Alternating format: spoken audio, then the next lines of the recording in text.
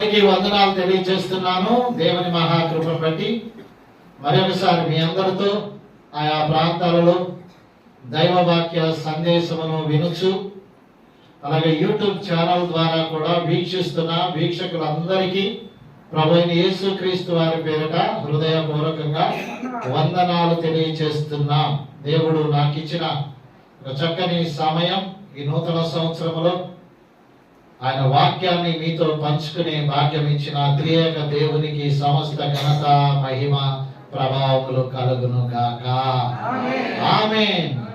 వాక్యాన్ని పరిశీలన చేద్దాం. పరిశుద్ధ గ్రంథమును తీసుకొనండి. పరిశుద్ధ గ్రంథము నుండి పరిశుద్ధుడైన లూకా గారు రాసిన సువార్త 2వ అధ్యాయము 7వ వచనాన్ని చదువుకుందాం. From the book of Luke chapter 2 verse 7. తన తొలిచూరు కుమారుని కానీ పొత్తిగుడ్డలతో చుట్టి సత్రములో వారికి స్థలము లేనందున ఆయనను పశువుల తొట్టిలో పరుండబెట్టెను. వినండి, వింతైన మాటలు. ప్రపంచములో వింతైన సంఘటనలను కొన్ని మీ దృష్టికి తీసుకొస్తున్నా. ఎవరి గురించి అంటే మన రక్షకుడైన యేసుక్రీస్తు వారి గురించి. ఏమిటా వింత అంటే మొదట ఆయన పుట్టుక. పరిశుద్ధ గ్రంథమును ఆధారం చేసుకుంటే స్పష్టంగా పుట్టినది ఎక్కడో మనకు విదితంగా కనబడకపోయినప్పటికీ పుట్టినది వాస్తవం, అలాగే పెట్టబడినది కూడా వాస్తవం. ఎక్కడ పెట్టబడ్డాడు అని మనం చూస్తే పశువుల తొట్టెలో పెట్టబడినట్లుగా మనకు ఆధారం బైబిల్లో నుంచి ఉన్నది. ఆశ్చర్యం ఏంటంటే పుట్టినవాడు బాలుడే, పుట్టినవాడు సామాన్యుడుగానే ఉన్నప్పటికీ ఈ బాలుని పుట్టిక ఇలా ప్రపంచమంతటికి పండుగైంది. చెప్పండి కూడా దేవునికి స్తోత్రం చెబుతాం. ఇక దీనిలో చెప్పుకోదగిన విశేషము వింత ఏంటంటే యేసుక్రీస్తు వారిని కనుటకు ఒక స్థలము కూడా దొరకలేదంట. యేసుక్రీస్తు వారిని పెట్టుటకు సరైన వసతి కూడా దొరకలేదంట. అందుకే పుట్టిన శిశువును ఎక్కడ పెట్టినట్లుందంటే పశువుల తొట్టెలో పెట్టినట్లుగా ఉన్నది. పశువులు అనే మాట కాడే మనకు అర్థమవుతుంది, అది మనుష్యుల కొరకైనది కాదు. It's not created by for men but cattles. పశువుల కొరకు సిద్ధపరిచిన దానిలో మనిషిని పెట్టడం వింత. ఇక రెండవ విషయం ఏంటంటే దానిలోనే పశువుల తొట్టిలో పరుండబెట్టిన మనుష్యునికి ప్రపంచమంతా జేజేలు కొట్టారు. చప్పట్లు కూడా దేవునికి స్తోత్రం చేద్దాం. హాస్పిటల్లో కంటున్న వారికి, హాస్పిటల్లో కనబడిన వారికి, ఇళ్లలో ఉన్న వారికి, బెడ్ మీద పడుకున్న వారికి క్రేజీ లేదు.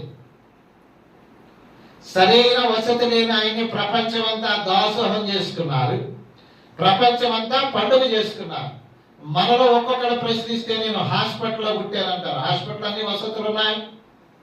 ఒక్కొక్కరు అడిగితే ఇంటికాడ చక్కగా సుఖమైన ప్రసవం అయిందండి అంటారు. ఒక్కొక్కరు చక్కగా బెడ్ మీద పడుకుంటారు, వాళ్ళకి దుప్పటి ఉంటది, దిండు ఉంటది, సకల ఏర్పాట్లు ఉంటాయి. కానీ యేసు వారికి పరుండ పెట్టడానికి సరైన వసతి లేదు, కప్పటానికి దుప్పట్లు లేవు. ఎందుకంటే వారు జనాభా లెక్కలు రాయించడానికి తమ ప్రాంతాన్ని విడిచి వేరొక ప్రాంతానికి వెళ్ళినప్పుడు అక్కడున్న వారు ఎవరు కూడా ఆశ్రయం ఇవ్వలేదంట. ప్రపంచంలో రక్షకుడు పుట్టాడంటే ఆశ్రయం అయితే ఇవ్వలేదు, కానీ ఆ రక్షకుడు పుట్టిన తర్వాత ఎందరి హృదయాలలో ఆయనకు ఆశ్రయం కల్పించిందంటే కొన్ని కోట్ల మంది ఆయనను ఆరాధించే ఆరాధ్య దైవంగా అయ్యారు. Give him big claps. ఎందుకు ఈ మాట చెప్తున్నానంటే రక్షకుడుగా పుట్టిన ఆయనకి స్థలము లేదంట. ప్రాంతమును చూస్తేనేమో పశువుల పాకంట, పెట్టబడిన ప్రాంతం చూస్తేనేమో పశువుల తొట్టంట. అంటే జన్మ నికృష్టంగా ఉన్నట్లుగా ఉన్నది, జన్మ లీస్ట్ గా ఉన్నట్లుంది. పుట్టిన ఆ యొక్క తీరును, పెట్టబడిన తీరును చూస్తే చాలా విచిత్రంగా ఉన్నది. కానీ అలా ఎన్ని హృదయాలలో ఆయన పుట్టాడో, ఎంత మందిని ఆయన వశం చేసుకున్నాడంటే భారతదేశం కాదు, ప్రపంచ జనాభాలో ఎక్కువ మంది చేత పూజించబడుతున్న దేవుడు, ఎక్కువ మంది చేత ఆరాధించబడుతున్నవాడు, ఎక్కువ మంది చేత దేవాది దేవుడుగా గుర్తించబడిన వాడు యేసుక్రీస్తే. దేవునికి స్తోత్రం. పుట్టికేమో ఘోరంగా ఉన్నట్లుంది, ఆధారం ఎక్కడ లభించినట్లుగా ఉంది. తర్వాత అదే దక్కుదల అన్నట్లుగా ఆ యోసేపు గారు తన భార్య అయిన మరియను తీసుకుని ఆ పుట్టిన శిశువుని తీసుకెళ్లి పశువుల తొట్టిలో పెడితే ఆ శిశువుకు ప్రపంచవ్యాప్తంగా ఉన్న వాళ్ళు జేజేలు పడటం వింత. ఇలా బ్రహ్మాండంగా పుట్టిందండి, చక్కని డెలివరీ అయిందండి, సుఖమైన ప్రసవం అయిందనే వాళ్ళని పూజించే వాళ్ళు లేరు, విషయం చెప్పేవాళ్ళు లేరు, జన్మదినాలు చేసుకునేవాళ్ళు అతి తక్కువ. కానీ పుట్టుకేమో ఘోరం. కానీ ప్రపంచం అంతా ఇలా ఆయన పుట్టుకను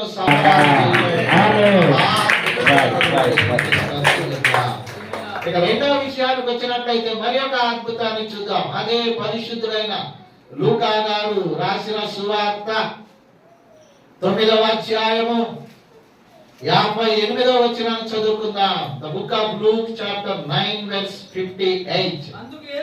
అందుకు యేసు నక్కలకు, గొరియలను, ఆకాశ పక్షులకు నివాసములను కలవు కాని మనిషి కుమారునికి తలవాల్చుకొనుటకైనను స్థలము లేదంట. There was no place to rest him. ఆయన కొద్దిగా విశ్రాంతి తీసుకున్నటకు, లేదా తల వాల్చి కొద్దిసేపు ఆ నిద్రలోనికి పోవుటకు. ఇక్కడ చూస్తుంటే మీరు ఆది కాండము 1వ అధ్యాయము 1వ వచనం చూస్తే ఆశ్చర్యకరమైన మాట దీనికి సంబంధించిన మాట.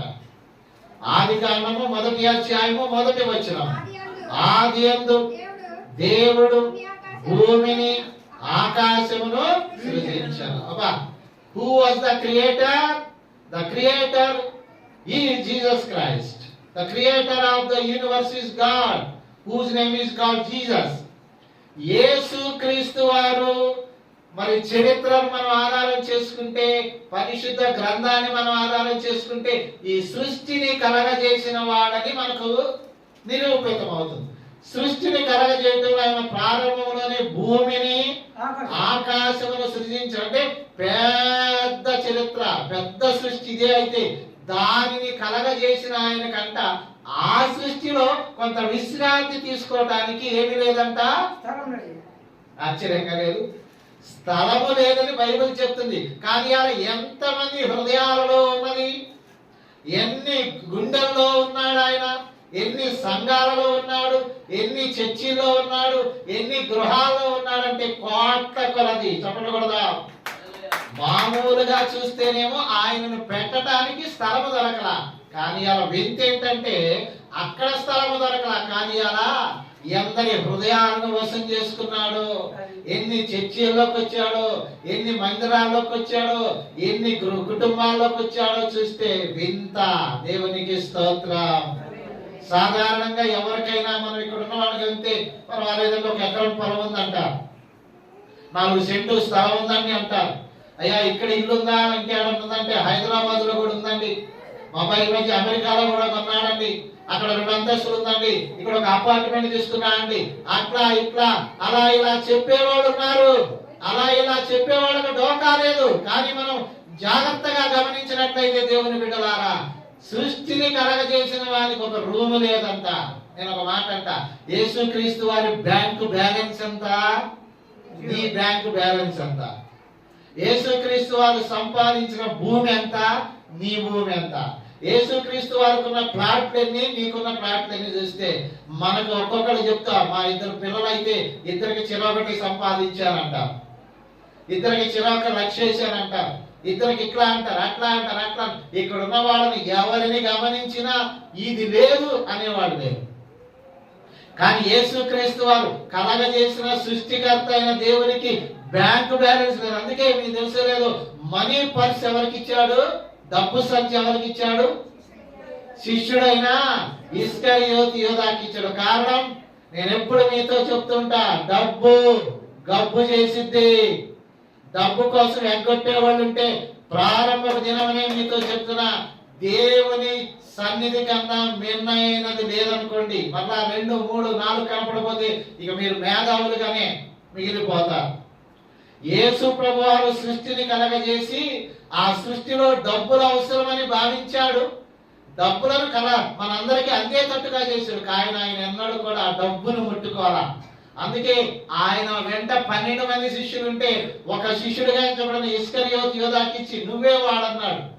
ఇంకొక వింత చెప్పనా, గురువు గారిని నమ్మి 12 మంది శిష్యులు వెంబడిస్తా ఉంటే విచిత్రమైన వార్త ఏంటంటే ఎవరి దగ్గర అయితే ఆ డబ్బు సంచుందో ఆ క్యాండిడేట్ కనబడకుండా పోయాడు. ఎందుకని డబ్బు గబ్బు చేస్తుంది, జబ్బు చేస్తుంది. ఆ జబ్బుకి విరుగుడు డబ్బే. డబ్బు సంపాదిస్తావు, ఆశపడి వెళ్తావు, ప్రోగ్రాంకి వెళ్తావు, పనికి వెళ్తావు, సంపాదన కోసం వెళ్తావు, వ్యాపారం కోసం వెళ్తావు, దేనికో వెళ్తావు. నేనంటున్నా చిల్లి జేబులో నీ నోటేసిన దానితో సమానం. ప్రభువారిది గుర్తెరి ఎన్నడూ ఆ డబ్బు జోలికి పోలా, ఎన్నడూ కూడా ఆ డబ్బు పట్టుకోవడానికి కూడా ఇష్టపడలా. జాగ్రత్తగా మనం గమనించినట్లయితే ఆ డబ్బు పట్టుకున్న ఇస్కరియోతు యూదా వెళ్ళిపోయాడంట. ఆశ్చర్యం. ఎందుకు? ఎప్పటికైనా డబ్బు నిన్ను నాశనం చేస్తుంది. కనుక రెండవ విషయం ఏంటంటే ఆయన ఈ లోకంలో సృష్టికర్తగా ఉన్నాడు, కానీ సృష్టిలో ఆయనకు తలవాల్చుడికైనను స్థలం లేదు. కానీ వింత ఏంటంటే స్థలము లేని యేసుక్రీస్తు వారు ఇవాళ ఎన్ని కోట్ల మందికి ఆరాధ్య దైవముగా ఉన్నాడు, ఎన్ని గృహాలలో ఆ ఇంటికి అధిపతిగా ఉన్నాడు మనం జాగ్రత్తగా గమనించగలం. ఇక మూడో విషయానికి వస్తే పరిశుద్ధ గ్రంథం నుండి పరిశుద్ధులైన మత్తయి గారు రాసిన సువార్త 27వ అధ్యాయానికి రండి. 48వ వచనాన్ని చదువుకుందామా? 27:48. వెంటనే వారిలో ఒకడు పరిగెత్తుకొని పోయి స్పంజి తీసుకొని చిరకలో ముంచి రెల్లున తగిలించి ఆయనకు త్రాగనిచ్చిరి. ఏంటది అని మనం జ్ఞాపకం చేసుకుంటే లేఖనాల నెరవేర్పు కొరకు యేసుక్రీస్తు వారు సిలువలో పలికిన మాటలు 5వ మాట దప్పిక కొనుచున్నారనే మాటను మనం జ్ఞాపకం చేసుకుంటే సహజంగా మీ అందరిని అడుగుతున్నా, I would like to ask each and every one, ఏమిటదంటే నాకు దప్పిక కొనుచున్నానంటే సహజంగా మీరేమిస్తారు? మంచి నీళ్ళు ఇస్తారు. ఇంకా కొంచెం స్థితి ఉంటే కూల్ డ్రింక్ ఇస్తారు. ఇంకా కొద్దిగా ఉంటే ఏదైనా డ్రింక్ ఇస్తారు కదా, అంతే కదా. మనవాళ్ళ కొంతమందికి అలవాటు ఉంటుంది కదా. జాగ్రత్తగా వినండి. సృష్టిని కలగజేసిన వాడు, నీళ్లను కలగజేసిన వాడు, భూమిని కలగజేసిన వాడు, ఆకాశమును కలగజేసిన ఆయనకు దాహం ఇస్తుంటే లోకం ఏమిచ్చింది? చేదు చిలకనిచ్చిందంట. విచిత్రంగా లేదు? సృష్టిని కలగజేసింది ఆయనే, సముద్రాన్ని 2 పాయలుగా చేసింది ఆయనే, నీళ్ళ నిప్పించింది ఆయనే. ఒకరోజు బలాఢ్యుడైన సంసోను 1000 మంది సర్దారులను చంపిన తర్వాత ఒక గుహలో ప్రాణాన్ని దక్కించుకోవడానికి ఉంటే ఆయనకు దాహం వేస్తుంది. దేవునికి ప్రార్థన చేస్తున్నాడు, ప్రభువా 1000 మందిని చంపడానికి అవకాశం ఇచ్చావు, ఇప్పుడు దప్పిక చేత నేను చావాలా అన్నప్పుడు దేవుడు సంసోను ఆపరిని చంపేశాడా? మరి ఏం చేశాడు? అక్కడ నీళ్లు దొరకటానికి అది గుహ, రాళ్ల ప్రదేశం. మరి గొప్ప వింత ఏంటంటే ఆ గోతిని చీల్చి, రాయిని చీల్చి ఆ రాతిలో నుండి నీళ్లు తెప్పిస్తే ఆ సంసోను గారు ఆ నీళ్లు తాగి తెప్పరిల్లాడంట. చెప్పండి కూడా దేవుని చేస్తారు. ఆశ్చర్యం ఏంటంటే లోకంలో ఉన్న మనందరికీ కావలసిన నీళ్లను సమృద్ధిగా ఇస్తున్నాడు, కానీ కలగజేసిన ఆయనకి దాహం వేస్తే ఇలా చేదు కలిపిన ద్రాక్షారసమునిచ్చి తాగమన్నా అంట. అంటే మనుషులు ఏ పాటి వారంటే మనకేమో సకలమైన ఏర్పాట్లు, మనకేమో సకలమైన వసతులు. మనం కావాలంటే మనవాడు కొంతమంది ఉన్నారు, వీళ్ళు ఫ్రిడ్జ్ లోంచి వాటర్ తీస్తే ఒక చేత్తో ఈ డోర్ అట్టాగి పట్టుకుంటారు, ఒక చేత ఈ డోర్ అట్టా పెట్టుకుని మరి డోర్ కూడా వేస్తే ఏమన్నా అయితే అనుకుంటారేమో. ఈ బాటిల్ తీయటం, లేవటం, మళ్ళీ ఆ డోర్ అట్టా పెట్టుకోవడం, మళ్ళీ అది పెట్టడం, డోర్ వేసేయడం, కొత్తగా పోయే రకాలు ఇవన్నీ కదా.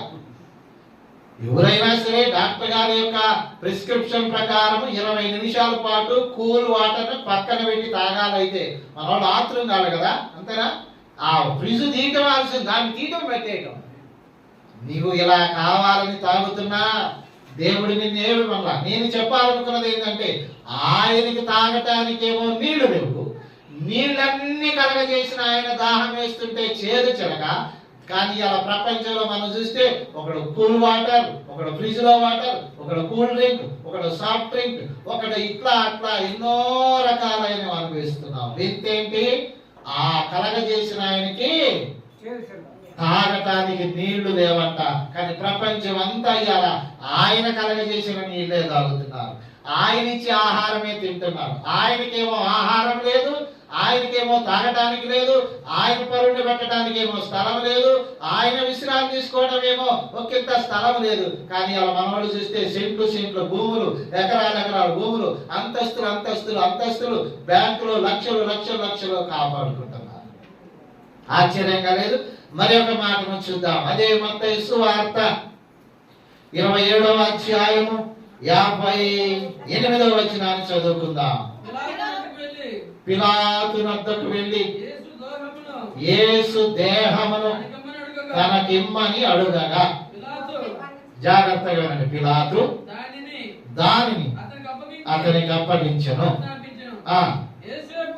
యోసేపు ఆ దేహమును తీసుకొని శుభ్రమైన నారబట్టతో చుట్టి తాను, ఈ మాట వినండి, తాను రాతిలో తొలిపించుకున్న క్రొత్త సమాధిలో దానిని ఉంచి.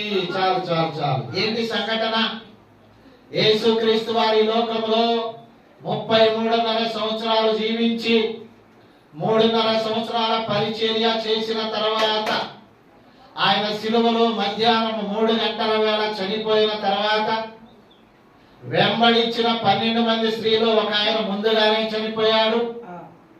తర్వాత 11 మంది అయినా ధైర్యంగా నిలబడతారంటే 11 మందిలో ఎంతమంది ఆయన దగ్గర నిలబడ్డారు? ఒకే ఒక్కడు నిలబడ్డాడు. 10 మంది పారిపోయారు. సరే, ఏదేమైనా తల్లి మరియా ఇంకా కొందరు సహోదరులు, మరి అక్కడ ఉన్న యోహాను అనే ఒక సహోదరుడు కూడా అంతే కదా అక్కడ నిలబడ్డాడు. సరే, వింత ఏంటంటే ఇప్పుడు ధైర్యం చేసి ప్రధాన తీర్పులైన పిలాతు దగ్గరికి వెళ్ళి యేసు దేహాన్ని అడిగి తీసుకొచ్చి, మరి క్రైస్తవ సాంప్రదాయ ప్రకారం మరి మీకు తెలుసు కదా, భూమిలో పెట్టడం ఆచారం, అయితే ప్రత్యేకంగా ఆ పెట్టెలో పెట్టడం ఆచారం కనుక ఇప్పుడు యేసు దేహాన్ని తీసుకొచ్చేవాళ్ళు ఎవరు లేరు. కానీ వింతేంటో జాగ్రత్తగా. రెండోది, ఎక్కడ పెట్టాలి? ప్రత్యేకంగా ఆయనకి స్థలమే లేదని మనం విన్నాం కదా. మరి ఇప్పుడు సమాధి ఎక్కడ చేయాలి? సమాధి చేయటానికి అక్కడ ఎవరున్నారని చూస్తే అప్పటి వరకు రహస్యంగా యేసుక్రీస్తు వారిని వెంబడిస్తున్న అరిమతయి యోసేపు అని ఆయన డైరెక్ట్ గా పిలాతు దగ్గరికి అయ్యా యేసు దేహాన్ని తనకి ఇవ్వమని అడిగారు. సరే, ఆయన ఇచ్చారు. ఇప్పుడు మరి సమాధి ఎలా? ప్రపంచ వింతల్లో ఇంకొక వింత చూడండి, జాగ్రత్తగా గమనిస్తే అప్పటికే ఆయన తెలివి కలిగిన వాడుగా ధనవంతుడుగా ఉన్నాడు కనుక తన కొరకు సమాధిని సిద్ధం చేసుకున్నాడు. ఎవరు? అరిమతయి యోసేపు. ఆయన గౌరవ సభ్యుడు. సెనెహెడ్రిన్ అనే ఒక పెద్ద సభ ఉంటే ఆ సభ కంటే మనం ఇప్పుడు పార్లమెంట్ ఎలాగంటామో అలాంటి ఒక ఉన్నతమైన దాంట్లో ఉద్యోగ బాధ్యతలు నెరవేరుస్తూ రహస్యంగా యేసుక్రీస్తు వారిని వెంబడిస్తూ ముందుగానే తన కొరకు సమాధిని సిద్ధం చేసుకున్నాడు. కానీ వింతేంటో తెలుసా? తన కొరకు సిద్ధపరచుకున్న సమాధిలో యేసుక్రీస్తు వారిని తీసుకెళ్లి పెట్టారంట. అంటే ఏమర్థం అవుతుంది? సమాధి చేయబడటానికి కూడా సమాధి లేనివాడు, సమాధి కూడా అద్దె సమాధి, పొరుగువాని సమాధి, అది ఆయన కొరకు సిద్ధపరచుకుంటే యేసుక్రీస్తు వారిని తీసుకెళ్లి దాంట్లో పెట్టడం ఆశ్చర్యంగా లేదు? అంటే అన్ని మనం ఎలాగైతున్నామో చివరికి చనిపోయిన తర్వాత కూడా, అందుకే ఒక మనిషికి ఎంత స్థలం కావాలి? 6 అడుగులు 3 అడుగుల వెడల్పు స్థలం కావాలి. అలాంటి స్థలము కూడా దొరక్క, అలాంటి సమాధి కూడా దొరకని దినాల్లో యేసుక్రీస్తు వారు వెళ్ళి తన పొరుగు వాని కొరకు సిద్ధపరచుకున్న సమాధిలో ఆయన పెట్టడం ఆశ్చర్యం. చప్పట్లు కూడా దేవునికి స్తోత్రం చెప్తాం. ఇవాళ ఎంతమంది ఆయన మరణాన్ని గురించి ప్రచురం చేస్తున్నారు, ఎంతమంది ఆయన గురించి అలా ప్రపంచ వ్యాప్తంగా బోధిస్తున్నారు, మరణం గురించి, సమాధిని గురించి, తిరిగి లేచిన దాని గురించి. కనుక నేను చెప్పిన విషయాలు ఏంటంటే, పుట్టినది ఎక్కడో స్పష్టంగా లేకపోయినా ఇలా ప్రపంచ వ్యాప్తంగా పుట్టినాడని పండుగ చేసుకుంటున్నారు. రెండోది, ఆయన పెట్టబడిన స్థలము చూస్తే పశువుల తొట్టెనుంది, అంటే లీస్టెస్ట్ గా పోతుంది, చాలా నికృష్టంగా ఉన్నట్లుగా ఉంది. కానీ ప్రపంచ వ్యాప్తంగా అనేక గుండెల్లో పెట్టుకున్న వాళ్ళు, దాచుకున్న వాళ్ళు ఎంతో మంది. మూడో విషయానికి వస్తే, తలవాల్చుకున్నటకైనను ఒకంత స్థలమే లేదని మనకు తెలుస్తా ఉంటే, మనకేమో ఎకరాలకు ఎకరాలు, సెంట్లకు సెంట్లు, బిల్డింగులకు బిల్డింగ్ ఉన్నాయి. కానీ ఆయనకి ఆ స్థలమే లేకపోతే ఇలా ప్రపంచంలో ఉన్న అత్యధికులు ఆయనను ఆరాధించి ఆరాధ్య దైవంగా వారి గృహాల్లో, వారి గుండెల్లో పెట్టుకుని ఆయన ఆరాధించడం వింటారు. ఇక నాలుగో విషయానికి వస్తే, సృష్టిని కలగజేసిన ఆయన మనకు దినదినము 3 పూట్ల ఆహారం ఇస్తున్నాడు. సమయానికి ఎన్నిసార్లు తాగాలంటే అన్ని నీళ్లు ఇస్తూ ఉండగా, ఆయనకి దాహం వేసినప్పుడు నీళ్లు కూడా దొరకని స్థితిలో ఉండగా మరి ఆ ప్రపంచం అంతా దిట్టంగా తింటున్నారు, దిట్టంగా తాగలుగుతున్నారు. ఇక ఐదో విషయానికి వస్తే ఏముంది, చనిపోయినప్పుడు ఆయనను పెడతానికి కనీసం సమాధి కూడా దొరకని దినాలలో పరిస్థితి ఉంటే, పక్కన పొరుగు వానికి సిద్ధపరిచిన సమాధిని మరి తీసుకెళ్లి ఆ సమాధిలో పెట్టడం అనేది మనం విడ్డూరంగా చూస్తున్నాం. కనుక ఈ మాటలు విన్న మీ అందరికి కూడా ప్రపంచ వ్యాప్తంగా ఆయన దీనాతి దీనమైన భర్త, ఆయన విధానం అంతా చాలా ఘోరంగా ఉంటది. మీకు అందుకో తెలుసలేదు, చిల్లి గవ కూడా సంపాదించుకున్నట్టుగా ఉండదు. కానీ మనమైతే లక్షలు లక్షలు లక్షలు లక్షలు దాచుకుంటా ఉన్నాం. ఏదేమైనా గొప్ప దేవుడు నీ కొరకు ఎంత తగ్గించుకున్నాడో అర్థం చేసుకుని నీ జీవితంలో కూడా అంతే తగ్గింపుతో మీ జీవితాన్ని కొనసాగించి, యేసుక్రీస్తు వారు ప్రపంచానికి రోల్ మోడల్.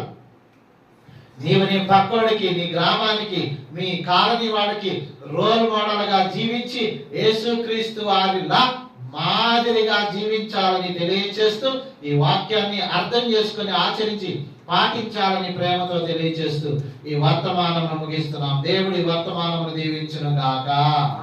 ఆమేన్.